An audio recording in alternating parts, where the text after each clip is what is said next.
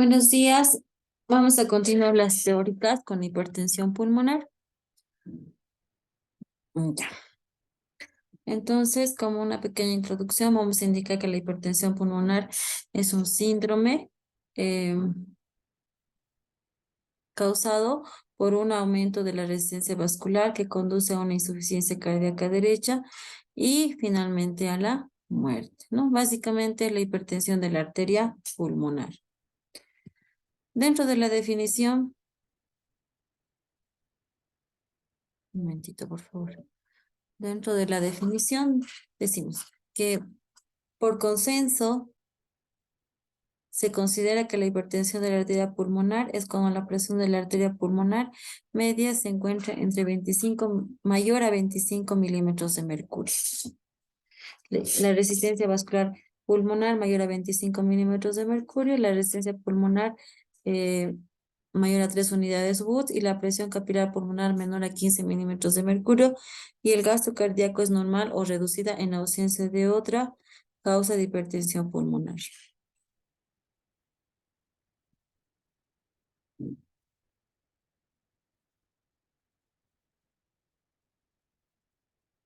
La hipertensión pulmonar.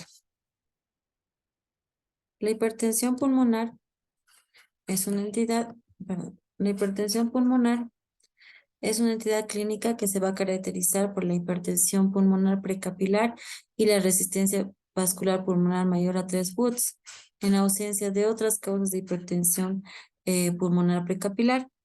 La hipertensión de la arteria pulmonar va a incluir diferentes formas que comparten un cuadro clínico similar y cambios de la microcirculación pulmonar idénticos. Ahí, por ejemplo, tenemos un recuadro donde nos indica el desarrollo cardiovascular en la cuarta semana. Ahí podemos ver, ¿no? Los tipos de hipertensión de la arteria pulmonar, más o menos una clasificación fisiopatológica.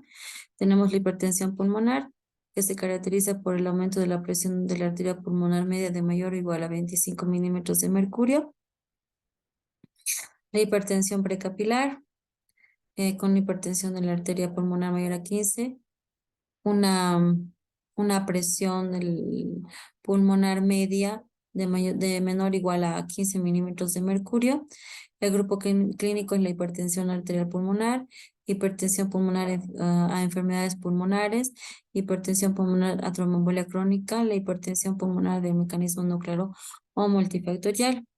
La hipertensión pulmonar postcapilar. La hipertensión capilar postcapilar, pues es una presión de la arteria pulmonar media mayor a 25, una presión pulmonar media de menor a 15, la postcapilar, un gradiente transpulmonar diastólico de menor a 7 milímetros de mercurio, una resistencia vascular pulmonar menor a o igual a 3 watts. La hipertensión arterial pulmonar combinada precapilar y postcapilar, tenemos el gradiente transpulmonar mayor a 7 milímetros de mercurio o la resistencia vascular pulmonar a 3 watts. Dentro de la clasificación, tenemos dentro de la clasificación clínica y etiológica, tenemos una clasificación en 5 grupos, ¿ya? Con base en la presentación clínica, hallazgos patológicos y las manifestaciones hemodinámicas y el tratamiento, ¿no? Existe una clasificación clínica y una hemodinámica en la hipertensión pulmonar. Entonces, en este cuadro vamos a describir cada una de ellas incluyendo también, que incluyen también características genéticas idénticas en fechas recientes. Entonces, lo vamos a dividir en 5 grupos a la clasificación clínica de la hipertensión pulmonar.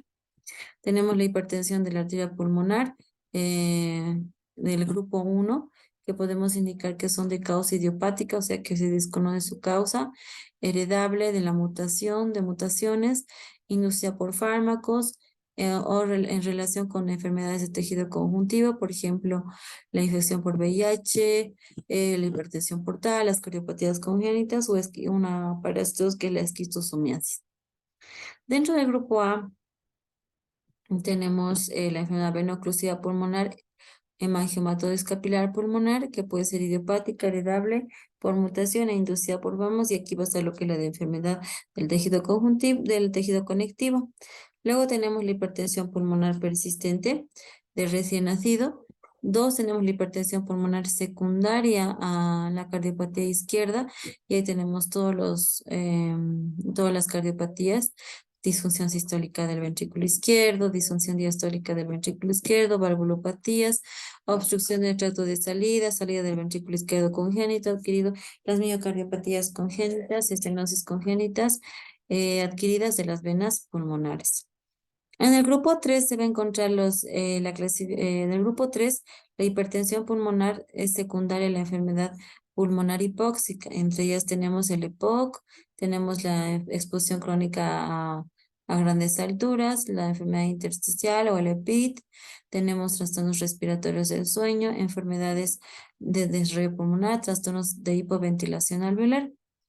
En el grupo 4 tenemos la hipertensión pulmonar de origen tromboembólico, en aquellos pacientes que han tenido una hipertensión pulmonar secundaria a un tromboembolismo crónico u otras obstrucciones de la arteria pulmonar, ya de etiología pulmonar u otras alteraciones o obstrucciones de las arterias.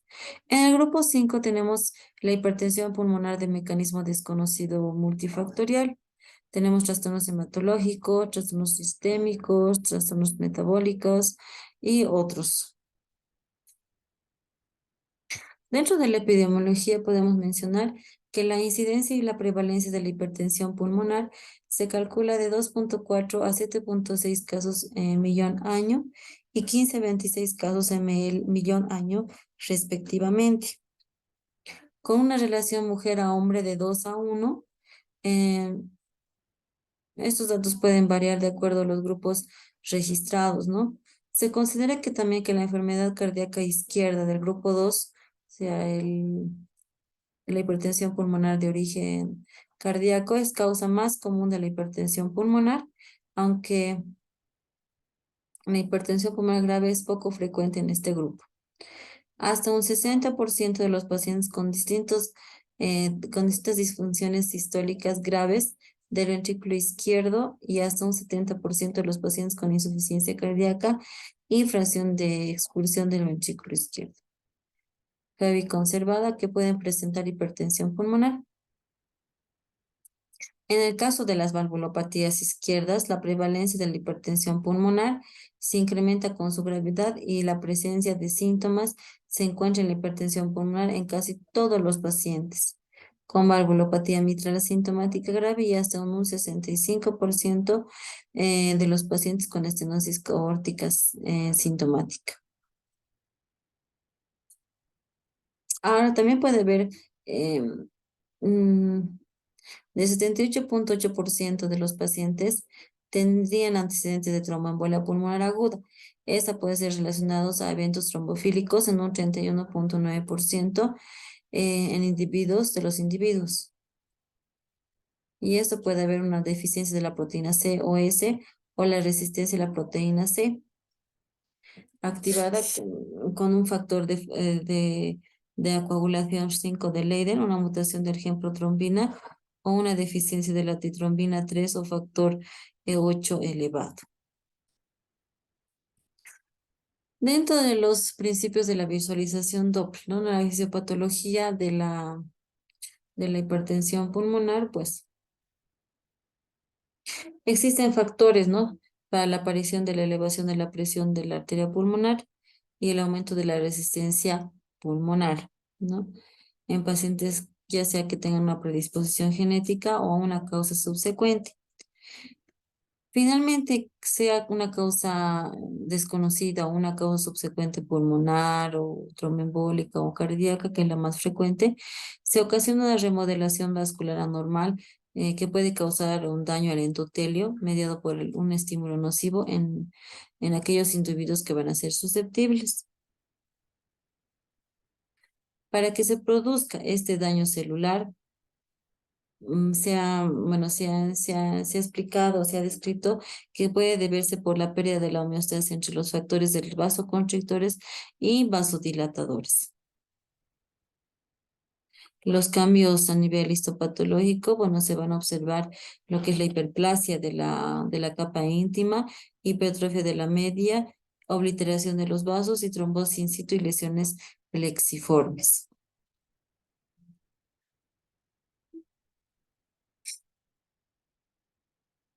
Luego tenemos, bueno, ahí está, ¿no? Los estímulos nocivos. Tenemos anfetaminas, anorexígenos, cocaína, infección por VIH, enfermedades inflamatorias. Entonces, hay un cierto equilibrio, ¿no? Entre la vasodilatación y la vasoconstricción. Los de las sustancias vasodilatadas tenemos el óxido nítrico, la prostaglandina y la tromomodulina. Entre los factores de vasoconstricción tenemos la endotelina, el romboxana y la serotonina y los canales de potasio.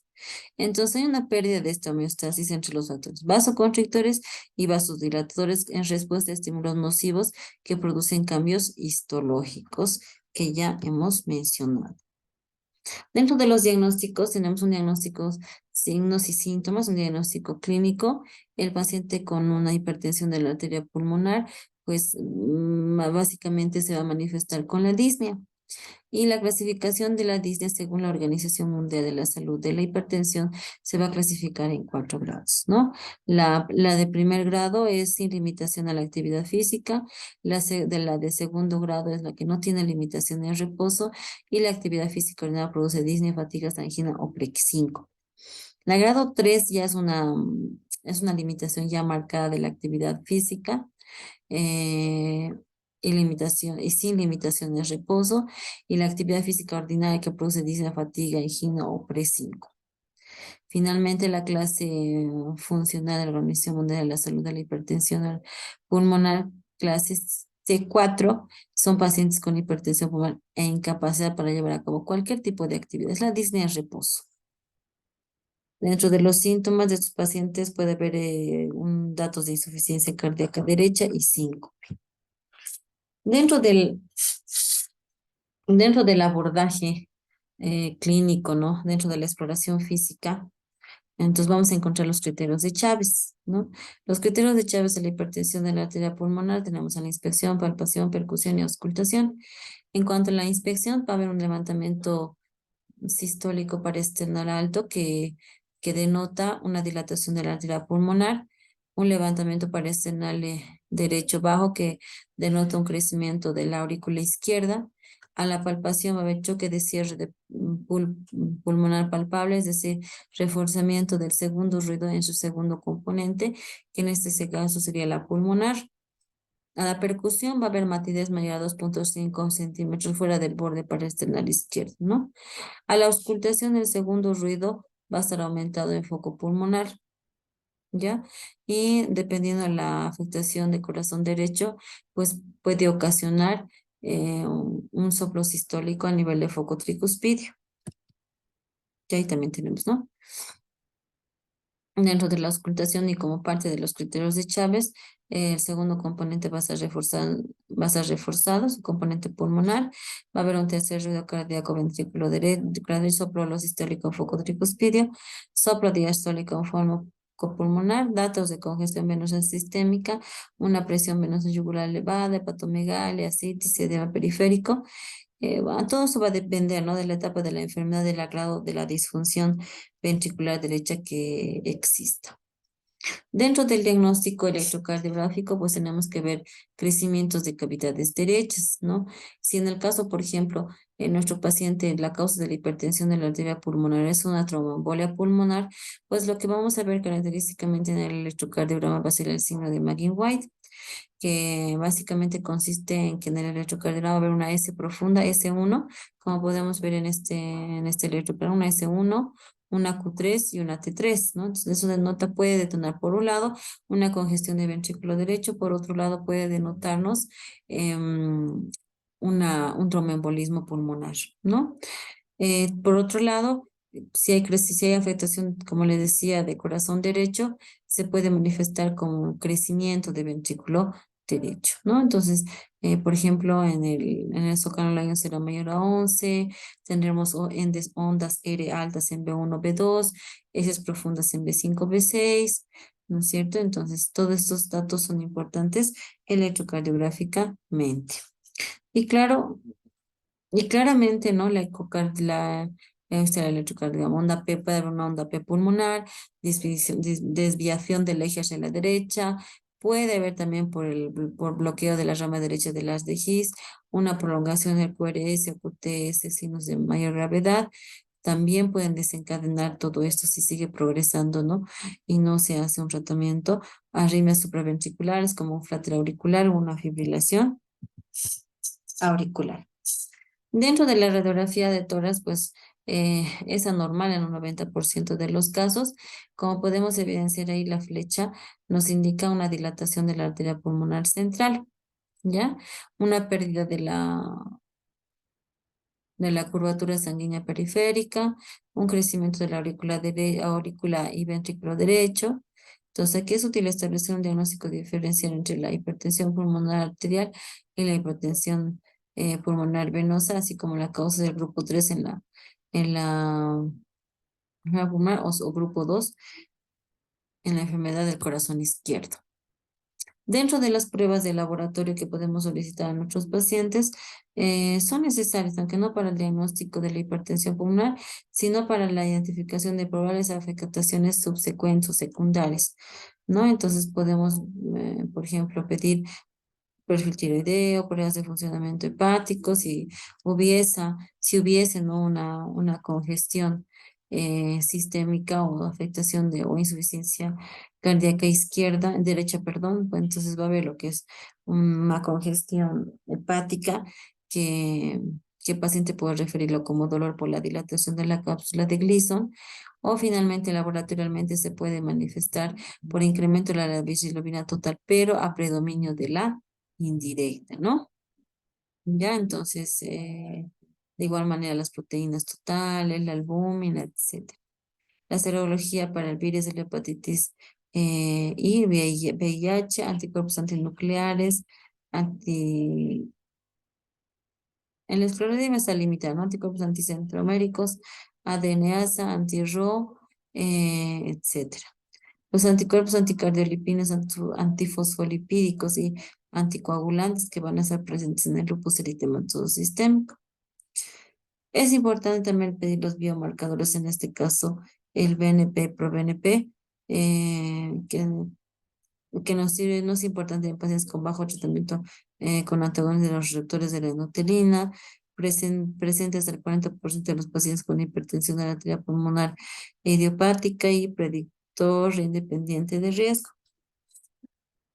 En la actualidad, tanto las pruebas genéticas son importantes, ¿no? Para el diagnóstico de la hipertensión de la arteria pulmonar de origen hereditario, ¿no? Identificación de la mutación y demás, ¿no? Del EPOC, por ejemplo, eh, esporádica o familiar, se realizar mutaciones del gen GF2K428. Y el pronóstico bueno, depende, ¿no? En el momento del diagnóstico, y durante el seguimiento, y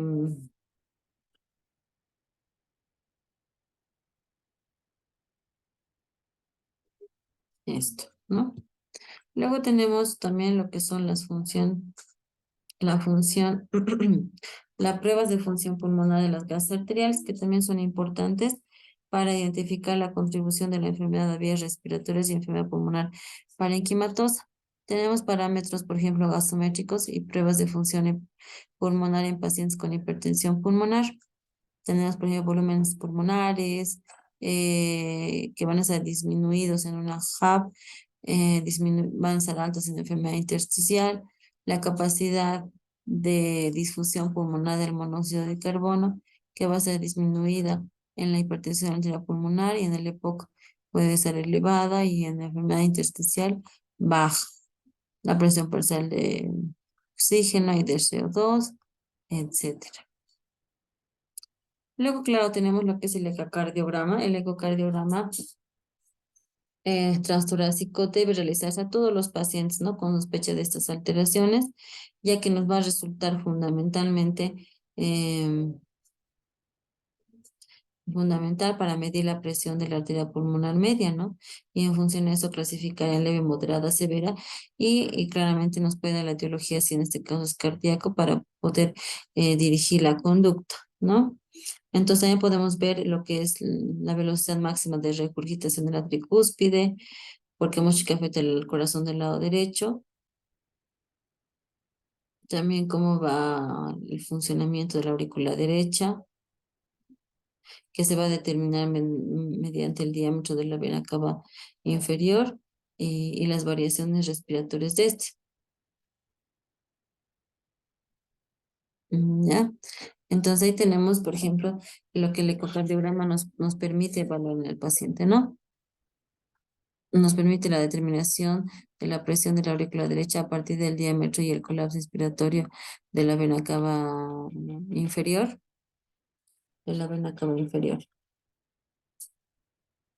Luego tenemos las técnicas de imagen, el ecocardiograma, nos va a mencionar la relación, la dimensión, el aplanamiento, tiempo de aceleración Doppler, velocidad de regurgitación pulmonar en protodiástole, tomografía computarizada, dilataciones auricular de la aurícula derecha, ventrículo derecho, diámetro de la AP, de la arteria pulmonar, coeficiente diámetro pulmonar ascendente, consciente de segmento de la arteria bronquio, que es mayor o igual a 1. La gamografía pulmonar de ventilación. La gamografía pues, es el complemento del diagnóstico de la hipertensión de la arteria pulmonar, ¿no? Secundaria a un tromboembolismo crónico, ¿no? La gamografía de ventilación perfusión normal o de probabilidad baja excluyen en modo eficaz la hipertensión pulmonar, ¿no? Con una sensibilidad de 90 a 100% y una especificidad de 94 a 100%. Luego tenemos la tomografía computarizada, que básicamente nos permite evaluar las alteraciones vasculares, cardíacas y parenquimatosas, medidas clínicas y pueden suministrar información sobre un hipertensión pulmonar. Generalmente, a veces cuando el paciente presenta tromboembolismo pulmonar, que serían los del grupo 3, pues se puede solicitar una angiotomografía, ¿no? Para evaluar y definir si realmente se trata de un tromboembolismo pulmonar, ¿ya? Luego tenemos lo que es la resonancia magnética, que es una técnica que nos precisa el tamaño, ¿no? La valoración del tamaño, la morfología, la función del ventrículo derecho. Valora también, es una técnica que no es invasiva, el flujo sanguíneo incluido a volumen latido, el gasto cardíaco, distensibilidad de arteria pulmonar y la masa del ventrículo derecho, vasculatura pulmonar y la información pronóstica que también nos puede brindar el reporte de la resonancia magnética. Cateterismo cardíaco derecho, el diagnóstico de sustentaciones terapéuticas de la hipertensión de la arteria pulmonar, cortocircuito cardíaco congénito, en pacientes con hipertensión pulmonar secundaria, cuantificación de la presión en la arteria pulmonar a la posición del enclavamiento y del ventrículo derecho y la aurícula derecha. Dentro del tratamiento, ¿qué ofrecemos a nuestro paciente dentro del tratamiento? Pues tenemos primeramente medidas generales en donde nuestro paciente tiene que evitar, ¿no? Por ejemplo, hacer esfuerzos físicos extenuantes, hay que evitar el embarazo, hay que prevenir las infecciones, por ejemplo, contra la influenza, contra el COVID en este caso, contra la gripe, contra el neumococo, ¿no?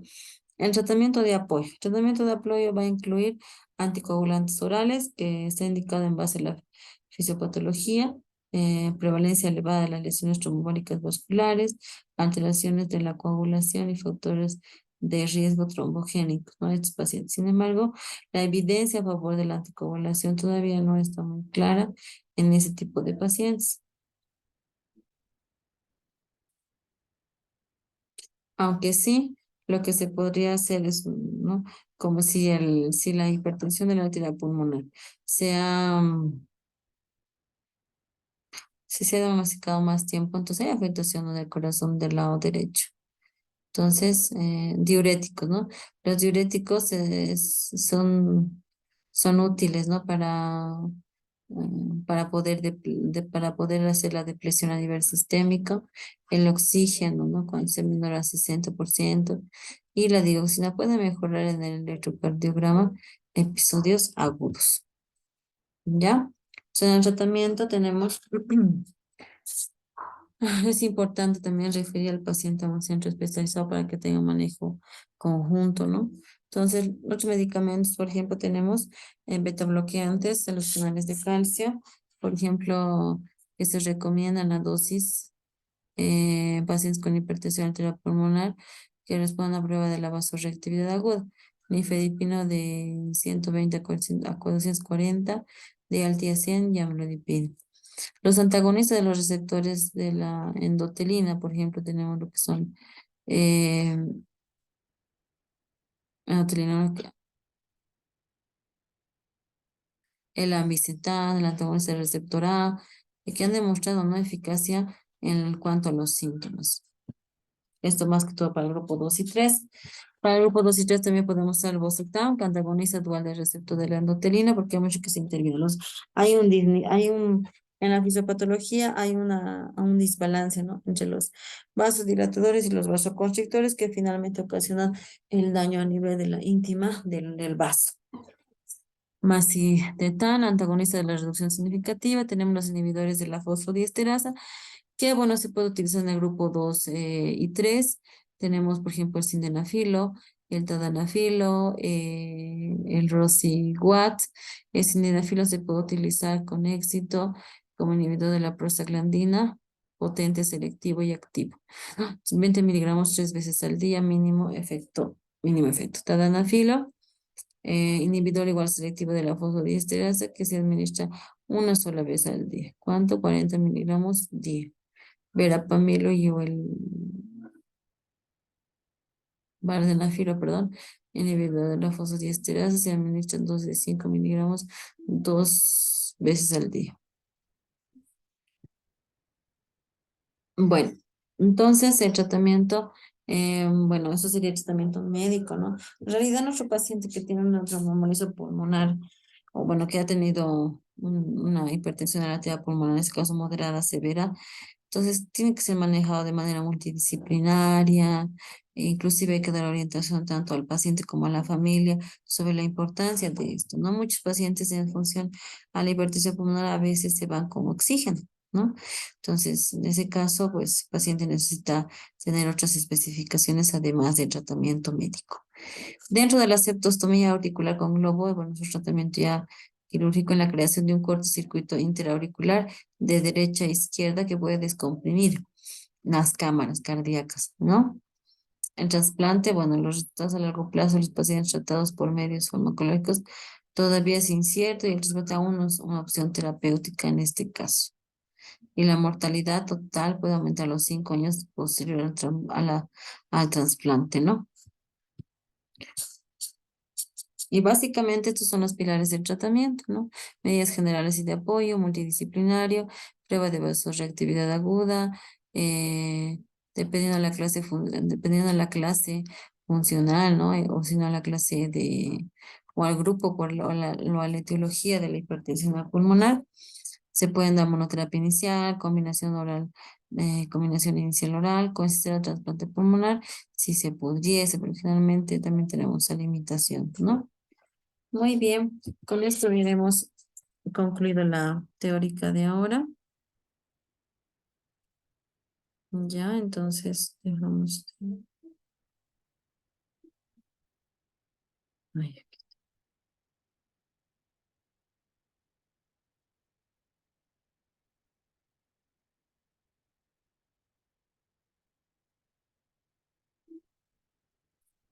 ujú.